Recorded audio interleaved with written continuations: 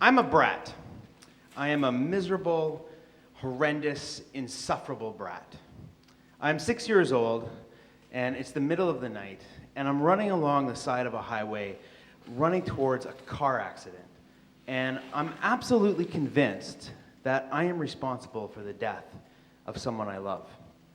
I hadn't planned to start out as a miserable brat. As the youngest child of an Air Force family, I was supposed to be an Air Force brat.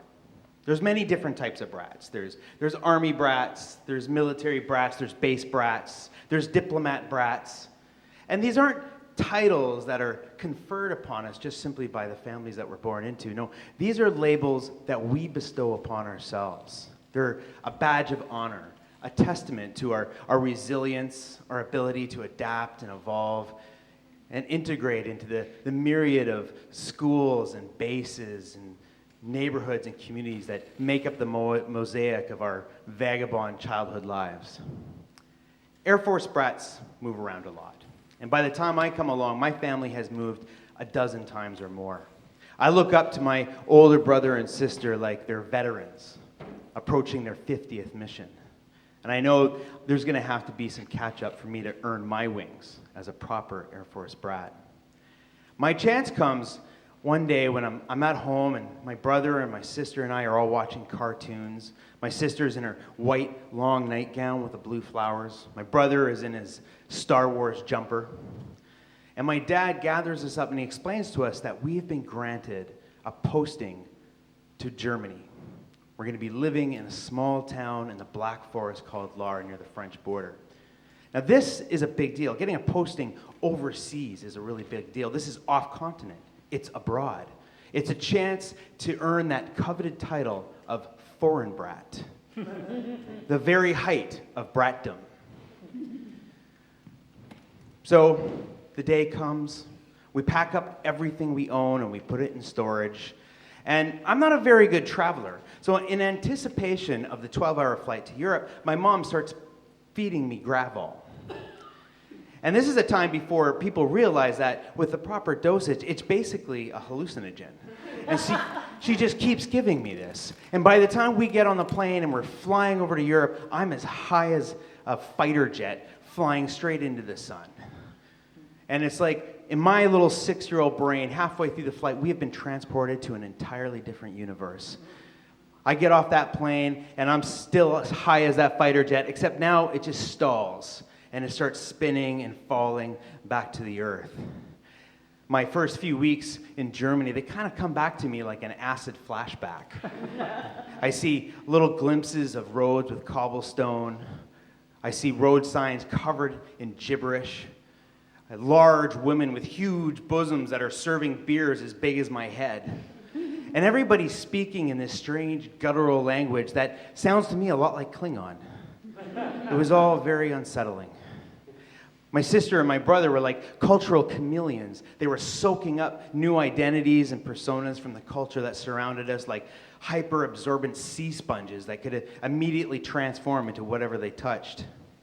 This was Europe in the mid-1980s, so my sister became a Eurotrash punk. She was like a cross between Cyndi Lauper and a groupie from the Sex Pistols. Her hair expanded in size like somebody was pumping it up like a balloon. She had the giant bangs that were suspended over her forehead like a hairspray frozen tidal wave. My brother, embracing our military heritage, he went in a completely different way and was dressing himself up in these dark green camouflage uniform like an elite commando. It was like I was watching them just disappear from me in front of my eyes. They were melting into the background and consumed by this strange culture we were living in. It was all very unsettling. So I became a different kind of brat. I became a spoiled brat. I became an epic temper tantrum throwing demon from hell. I would get myself so worked up for weeks, I'd wake up screaming in the middle of the night and vomiting all over myself. My parents were very patient. They would clean me up, and they'd wrap me up in an old, brown, fuzzy sleeping bag. It was my security blanket. Whenever I was in it, I knew exactly who I was supposed to be.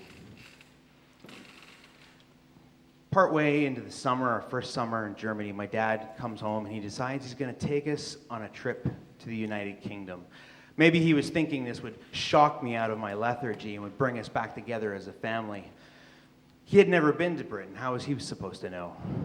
All I really remember is a lot of rain, a lot of food that seemed to consist of boiled potatoes, and people speaking in incomprehensible accents, like the whole country had had extensive dental work and were running around with frozen lips and cotton balls in their mouths. I spent most of the time wrapped up in my brown sleeping bag, my mom rotating out my soiled clothes from a steady stream of anxiety-induced vomiting. It's near the end of the trip, and we're staying in a campground at the White Cliffs of Dover, the iconic white cliffs that form the south coast of Britain. The tops of the cliffs are all covered in a tangle of stinging nettle.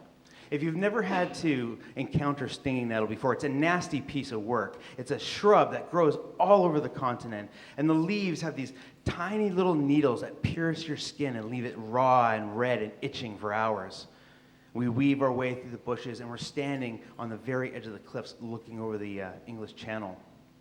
My father, ever the military historian, he tells us a story about the bombing crews that would fly bombing campaigns over France and Germany during the Second World War. And when they were flying home, they would see the white cliffs on the horizon, and they would know that they were home, that they were safe, where they were supposed to be. I hated those cliffs. I wanted to kick them and punch them and smash them with my fist and bury them in the ocean, destroy them like everything that had been taken from me.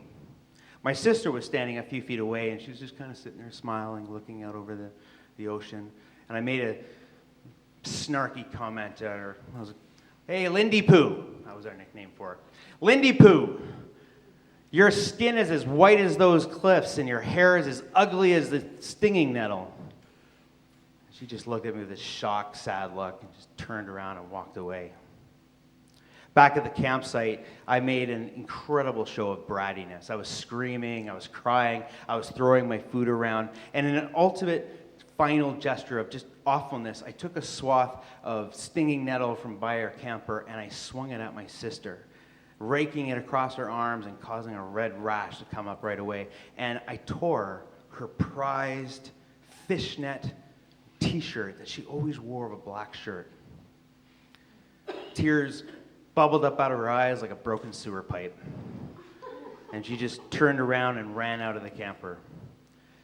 My father gave me a quick direction and a rough escort to bed. And I was sitting there feeling sorry for myself, and I heard a voice hiss at me from the darkness. And it said, "So you want to hurt something?" And I looked around, and it was my brother. He was just standing just outside the camper, peering in at me. And he pulled back the awning to my sleeping area, and I slipped out, and we ran away together in the dark. And he led me back out to the cliffs. And there was a full moon. The cliffs were all lit up, looking like these drawn, haggard faces of ancient ghosts that were watching our every move. He had 2 long sticks, and he gave me one. And he said, "You want to hurt something? You want to destroy something? Destroy that." And he was pointing at this large brush of stinging nettle. And I raised that stick up over my head, and I brought it down into the shrub as hard as I could, sending up a plume of leaves. It felt glorious. We went crazy. We rampaged over the top of those cliffs, hacking and shredding and tearing at everything we could find. The air was filled with stinging nettles in our hair and in our clothes, and our skin was already starting to itch and burn. But for that one moment, I felt complete. I felt in control again. We went back to the camper. I snuck into my bed, and I noticed my sister was still gone. She hadn't come back. I awake to the sound of tires screeching on asphalt and someone screaming. And I bolt up in bed, and the camper's empty. Everybody's gone. My mom, my dad, my brother, my sister, everyone's gone. And I can feel that panic rushing back in. I can hear voices outside. There's arguing and there's yelling. And a woman, is wailing and sobbing. I run out of the camper, and I can see lights over on the highway and silhouettes moving around in the dark. I start running towards them. And just as I'm reaching it, I can see that there's a car the front end crumpled like a tangle of bed sheets. And everybody is standing around and looking at something on the ground.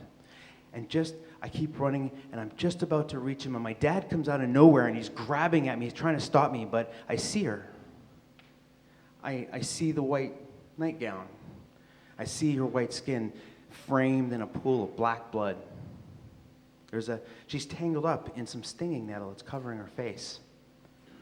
And I feel these hands and other arms wrap around and joining my father's on my chest and pulling me back, turning me around and hugging me close. And I can feel this soft cloth on my cheek.